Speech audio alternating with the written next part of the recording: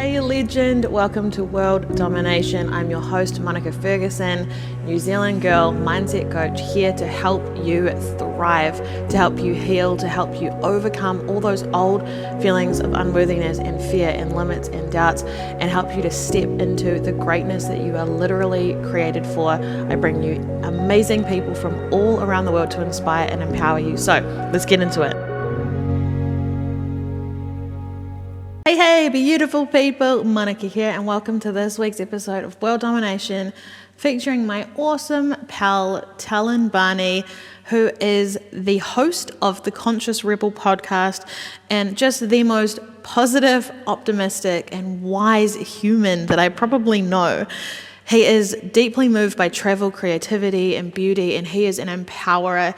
He helps people to get the most out of their lives and become everything that they can be. So I can't wait for you guys to hear this episode. Enjoy. Welcome back, my friend. Thank you. It's a pleasure. So, it's so funny because we did technically have a plan for this episode, but what is a plan? You start talking about surrender and I'm like, this will actually probably feed in beautifully to the core theme of this episode, right? Actually. Of course. It always does. You can't make it up. You just can't make it up. To everyone who's listening, we were just chatting about some of the crazy synchronicities that happen. Like yesterday, I've been obsessed with Utah everywhere I look. Videos, pictures, Utah.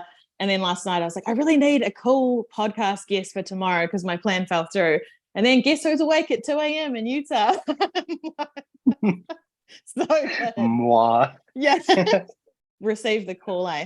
But yeah, thank you so much for being here. And I love that you are the one that I get to have this conversation with, because so you know how on our journey there are certain things that we sort of look to as measures of success. And I think a lot of us look to money or status, or we think when we get the car or the job or the business or whatever, then we're going to feel really good and really fulfilled. But the things that I'm most proud of these days are actually the inner work that had to shift within myself. Like, it's not the external thing at all. It's looking back at who I used to be, the sort of people I used to attract into my life, the narratives I had about myself, and then the quality of people in my life now. I'm like, that's the work. That's the shit that people don't see, right? The sitting at home, facing your fears, confronting yourself, having to be honest with yourself. Like, is that the same for you? Yeah, absolutely. I think it's the same for everyone.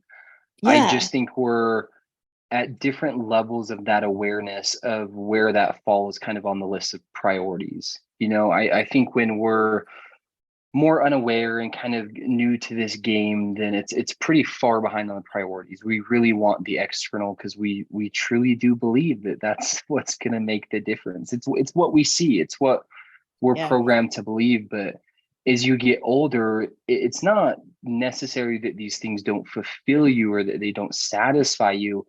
I think it's more so that there's a deeper calling that's pulling you to a higher level of awareness, and you can put that off for some time. But if we don't create that identity shift, then unfortunately you're faced with an identity crisis. And at that point, you're then forced to make that shift and start prioritizing this internal world, which lo and behold is actually what precedes everything external. You know, your external mirrors the internal. So I think as we begin to do that internal work, that is where the real juice is. I mean, that's kind of the golden nectar of life, but it takes courage. I think it takes a lot of courage. So I think anyone that embarks upon the inner journey, I don't think you can avoid it, but I also applaud anyone that does voluntarily go on this journey because it is difficult. It takes some courage. It takes, the truth hurts. It really does. And we hear that. But when you start to really do the deep work and things start to come up that you were unaware of, we don't know what we don't know. So when those things do come up and we start to see things that have been holding us back from who we could be and who we always have been, then sometimes that does hurt. But it's a pill worth swallowing because it's a beautiful journey. Yeah, 1,000% agree. And I feel like the undertone of everything you just said is responsibility though. Like we have to first accept that we are actually creating our life. And I feel like a lot of people don't want to do that. And it's awful in the beginning. I'm not going to lie. When I actually looked around my life and thought, oops, like this is coming from me. As easy as it is to blame everyone else or whatever, when I realized that I've attracted the same person 20 times in a row, like what is the common denominator? And I feel like that's the key, right? Because when you can get to that point and go, oh snap, I created this, but I'm actually going to be gentle with myself now. And this is what helped me so much with learning about the subconscious mind. You know, like the mind is just trying to protect us. Then there's nothing to feel shame about or self-judgment or anything, because, you know, yes, we may have experienced some things or created some things that didn't feel good or that, you know, whatever, hurt us, or, you know, we could attach a story to of negativity. But actually, if our mind was just trying to protect us, we can just have compassion for that version of ourselves that didn't feel safe. And then go, okay, so now that I know I'm responsible, I can make new shifts. But we've got to be aware first. And I think that's where so many people fall down, right? Like they don't want to admit the truth because there's all this judgment attached to it. And it's like, oh, if I created that, then that means that I'm not good enough. It means that I'm weak, or it means that, no, it doesn't. It means that your mind did not feel safe. So it created a story over and over again to try to protect you. Yeah. I think being 100% responsible and accountable does come with a level of vulnerability. You can't be accountable and not be vulnerable. I mean, you are exposing all the skeletons in the closet, and you're showing the quote unquote weak parts of yourself in order to then pull that power back in and reclaim that part of yourself. So like you said, it does require a level of vulnerability. And as humans, we have such an innate need to belong to the pack, to the tribe, to the family, that possibility of us fully being ourselves and maybe not being accepted for that person and possibly being cast out from the collective is really terrifying. And so we will kind of hide and put on these different masks, and anything that we feel is wrong, we will outsource and blame to other people so that it doesn't fall upon us. But the irony is that perfection can't relate with perfection, right? People relate with people who are raw, who are real, who are authentic. And when we start to feel cracked and broken, that's when the light really can shine through. And paradoxically, that's actually when we really start to belong to others. As Brene Brown says, fitting in is the opposite of belonging. It's one of my favorite quotes because it's so true. Like we're not here to fit in, we're here to belong. But in order to belong to others, we have to first belong to ourselves. And you'll see this especially in relationships. You might get into a relationship that's in the beginning is going great. And then all of a sudden, after that kind of 3-month period, things start to come up. But really what's just happening is our relationship with ourself is being exposed. And this person just happens to be a mere reflection of that. So it's a perfect, relationships are like a perfect container for healing, for us to be able to bring everything up that we haven't seen so that we can own it, become 100% responsible for it, alchemize that into more love and compassion, and then therefore expand more and more and more. And it's just a journey of expansion. Yeah. And I love how you describe that because it sounds so nice, but what does it actually look like? The exact opposite. And oh my gosh, this is such good timing. I'd be curious to hear what's going on in your love life as well right now. But like for me, this is so potent, and I've been navigating this so much. So PSA world, your girl's in a relationship. How exciting, right? Congrats. It's about time. but it's like, it's the process, right? There has been so much work paired with a refusal to settle. So I was not going, I was like, I didn't come this far to go for something average. So if I want something incredible, I need to become incredible. So then like attracts like, and that's what we're talking about, right? It's a mirror. The thing is, the world is a reflection of you. So when you start to truly believe in your value and you know your worth and you know what you bring to the table and you love yourself first, everything has to reflect that back to you. And I feel like we should be learning this stuff in school instead of algebra, because it has been incredible this process of digging deep into my subconscious mind and finding stuff that I was astounded to discover was there. Because this is the disconnect, right? Like consciously you think, oh no, I really want a relationship. I really want this. Yet every single attempt failed. And it was like spectacular, you know? And it was over and over and over and over again. And I'm like, what's going on? Like I'm putting myself out there. I'm doing all the things. But as long as my subconscious mind was still holding on to fear, which it was because I grew up in a really abusive household, the dominant part of me did not feel safe around men, didn't trust them, didn't think they were safe to be around, I felt like I always had to protect myself. So I would pick wounded men who I felt safe with because they couldn't hurt me, right?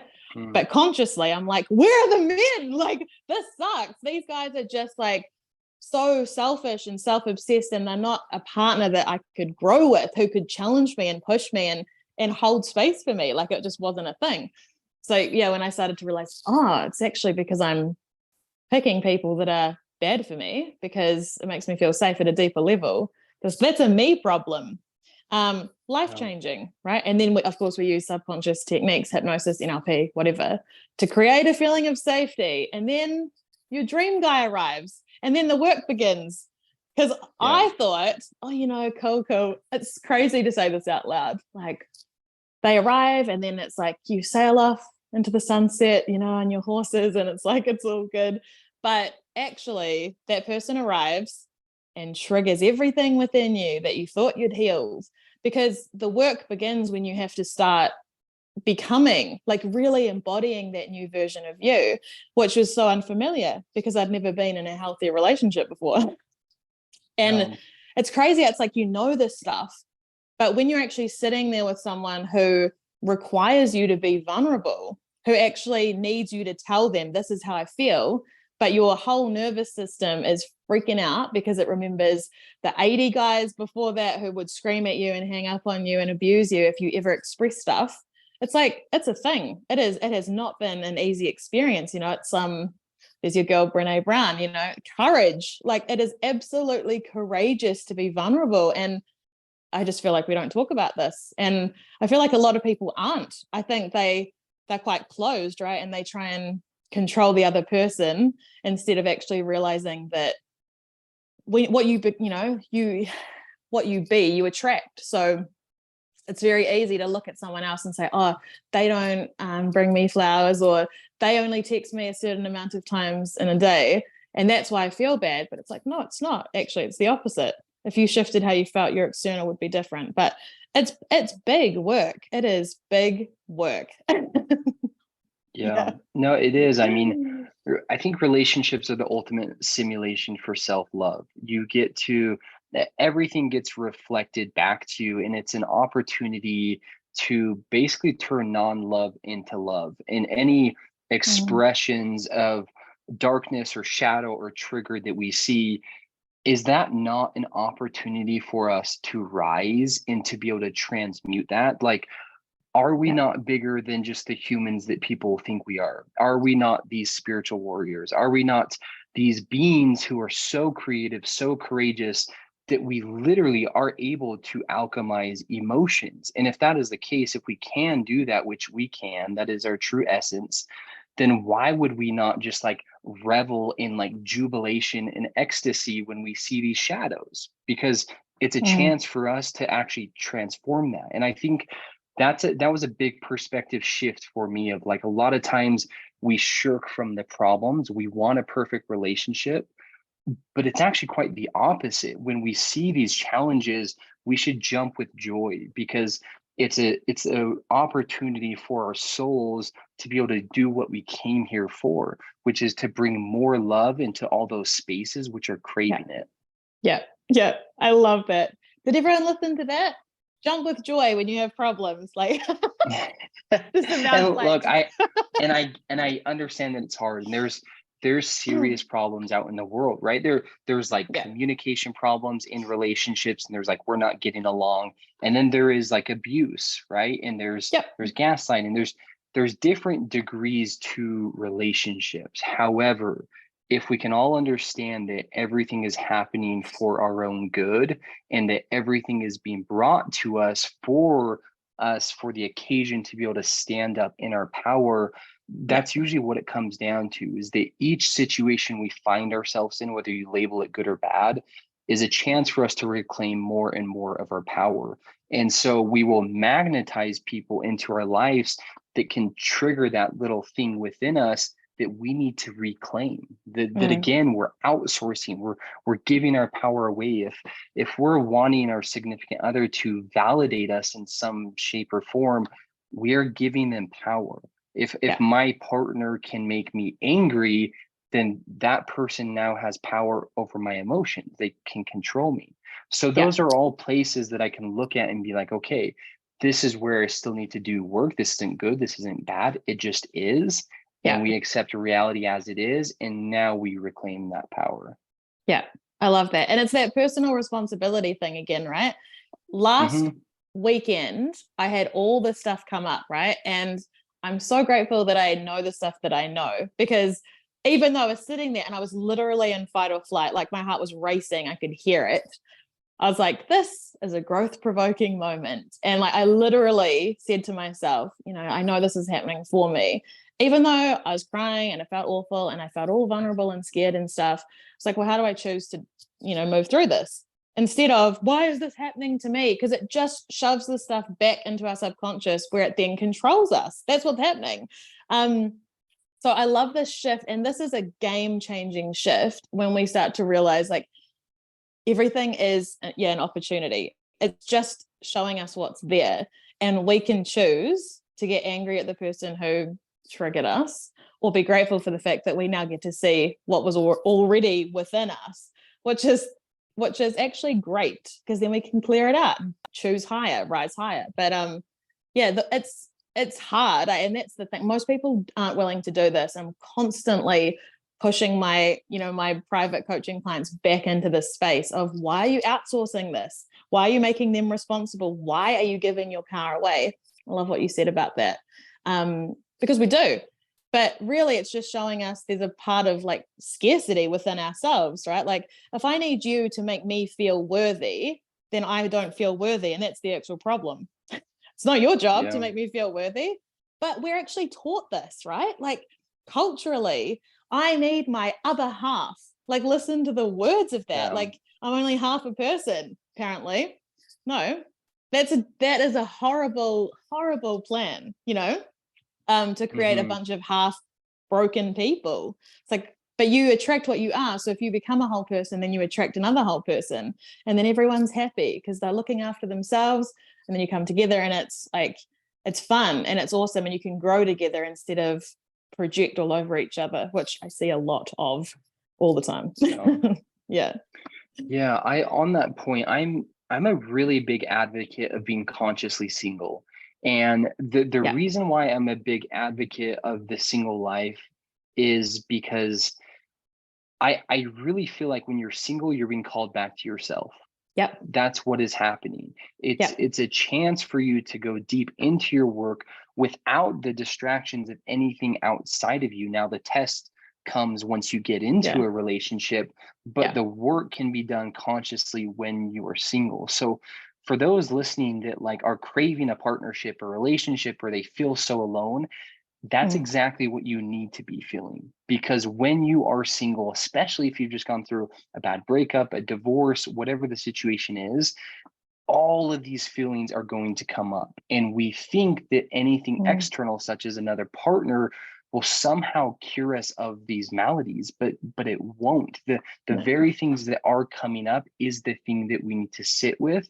And being single is the perfect space for that. Like, being single is such a beautiful blessing. We are being called back to ourselves. So I also think that's a stigma that we need to release around being single. Like, whether you're in a partnership or whether you're single, they are equal. They each serve their purpose. So wherever you are at in your life right now, fall in love with that and use it to your advantage. Yeah, I love that. Yes, 100% agree. And I was single for so long. And my partner, shout out Maddie, he was single for 5 years. 5 years. And so it's like both of us had been doing that exact same thing, not running from our problems, not avoiding facing stuff, not looking to someone else to come in and fix us or fill a void, but fill the void yourself. And that's it. And I feel like a lot of people are not willing to do that. Because I'm with you. To be single and to choose to be single in order to grow yourself is magnificent. Like, it is incredible. Yeah. These are the top tier people who can do that, who can be like sit with themselves. And like, actually my episode from last week, we talked about this, where most people can't do that for 5 minutes. They literally can't just be with themselves without a cell phone, without a TV, without the distraction of someone else for 5 minutes, let alone meditate for half an hour or something like that. So it's like, it's incredible. This is how we create amazing people. If you can be whole in yourself and feel good and, without a void as such, then you're literally limitless because you're in charge as well. You're not reactive. You are creative. You are in your creative power. Yeah. And when we, and again, the healing continues, right? You think you're good and you meet someone, all of a sudden you have all this stuff that comes up. But nonetheless, the more you can heal yourself and the more whole we become, once we get into that dynamic of a partnership, we can use our time so much more efficiently and our energy, instead of now just being a vampire and needing, playing this game of going back and forth. It's now like, okay, I'm good, you're good, now let's serve the world.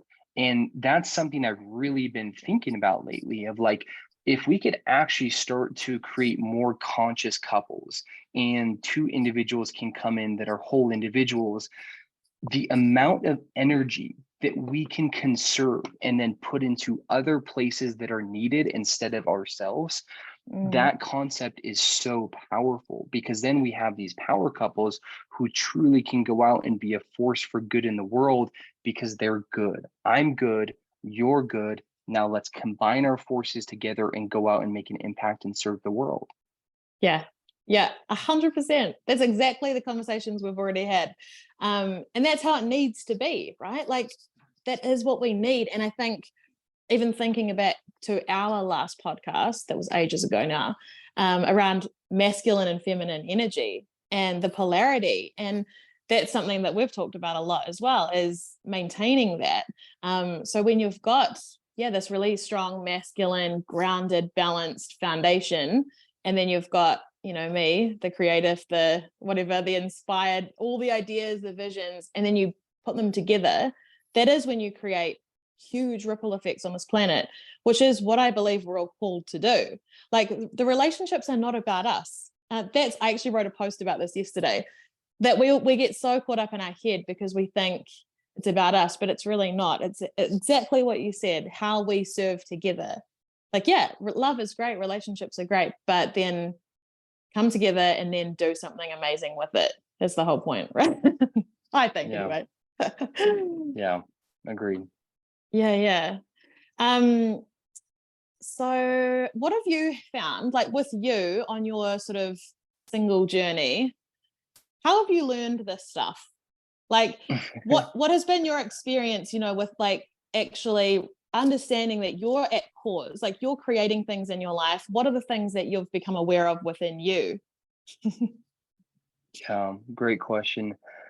I think that I will start off by saying that meditation has changed my life, and we've heard that a lot, but meditation is one of those things that you really have to chip away at.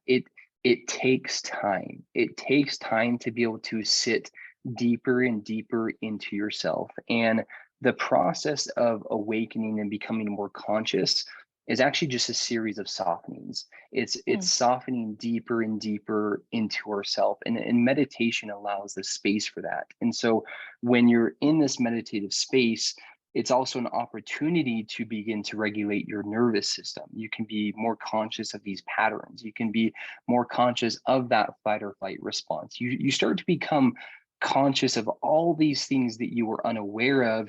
And meditation acts as that like flight simulator before you actually go out and fly the plane. And so if you're able to do that in these small practices, you can then put that out into the world. I really believe in the concept of microdosing adversity. And I believe that life hits everyone with challenges at all sorts of times in your life, whether that be physically, with health, mentally, emotionally, spiritually. Life will hit hard. That's a guarantee, right? The one thing that is Yeah. inconsistent is the future. The one thing that is constant is change. And Yeah. so if we can microdose adversity, meaning we get little bite-sized chunks of something that is difficult, hormesis, they call it in health, taking cold showers, really putting yourself into meditation and disciplining yourself, watching your Mm. health, training your body. Mhm. These fundamental principles have been pivotal for me because in order to really create a life that we love, that we're proud of, that we enjoy, it comes down to creating a series of habits that really move us forward in the right direction. And whether we're talking about becoming a spiritual guru or a top class CEO or the best husband or wife in the world, it's still actually the same foundation. And so I would say Mm. to everyone that before anything, we have our goals, right? We have our desires, our outcomes, things we want to achieve. But at the very root of all of that, there has to be some type of foundation. And that foundation is supported by these pillars that need to be immovable. And some of those pillars are health, and sleep and nutrition and Mhm. movement. And all of these things go into it. So I would say for anyone, it's coming back to these basics and being able to do these just micro habits every single day that really empower yourself and make yourself strong. And as you do that day in and day out, you get a year down the road and you look back and internally you have grown significantly. And then when you Yeah. get in a relationship, you see that. When you start your own business, you see that. When you go to the gym or apply for a Ironman or something, you start to see the progress that you have made, and that builds and builds and builds. And so I think it is about, again, bringing the spiritual down to the physical. That is the combination of the divine union of masculine and feminine. The feminine, it is the flow, it is the energy that comes through, it's the surrender, it's the peace, it's the joy, it's the contemplation, it's the ability to know that as I am perfect. I'm exactly where I need to be, and what Mm. happened happened and couldn't have happened any other way because it didn't. And so everything is Yeah. divinely orchestrated. But then the masculine is the structure that expands that vehicle so you can pull in more energy. And the more we can expand our vehicle, our vessel, then the more of that feminine healing power that we can actually hold within ourselves. So I think in kind of a nutshell, I would say that's been my experience with being single and really being able to look at my foundation, what I want to build so that my future is more secure. And that is a wrap. Thank you for showing up for yourself, for being here, and please let me know your aha moments. I want to hear all about them. For extra support, make sure you're following me on TikTok and Instagram at the Monica Ferguson. Check out the School of Greatness for self-study courses, and of course, if you want one-on-one mentoring, just DM me and I would love to have a chat with you. Go and slay the day. Thank you for being you. See you soon.